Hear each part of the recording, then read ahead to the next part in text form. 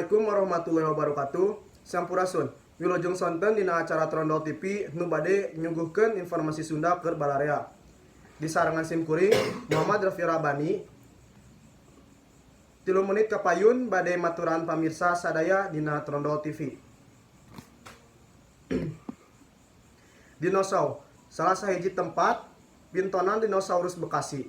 Ayeuna jadi pangjujugan balarea, kaasup pangjujugan pikeun ngabuburit.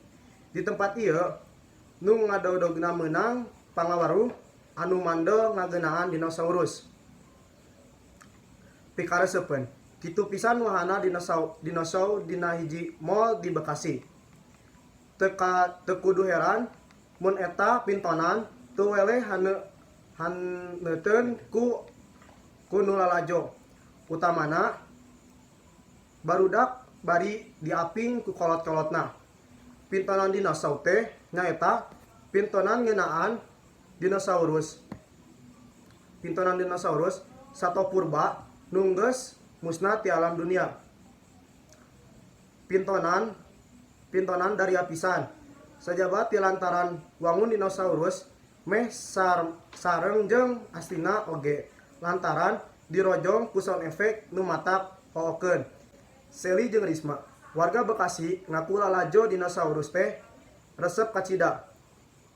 Pangina kitu teh dume dinosaurusna teu beda ti gambaran nu aya dina sawatara film. Antarana bisa seuri, baeud, bunga, sedih, jeung sajabarna.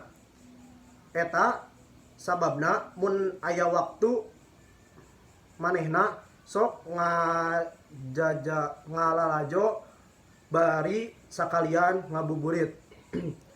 Mun taya harungan mah eta pintonan teh bakal aya di Bekasi tepi ka tanggal 15 Juli nu bakal datang. Pamirsa, ngankur sakitu nu dipikatur. Wilujeng sonten patepang deui dina waktos-waktos anu bakal dongkap. Abdi Muhammad Rafi Rabani, amit mundur. Wilujeng sonten. Wassalamualaikum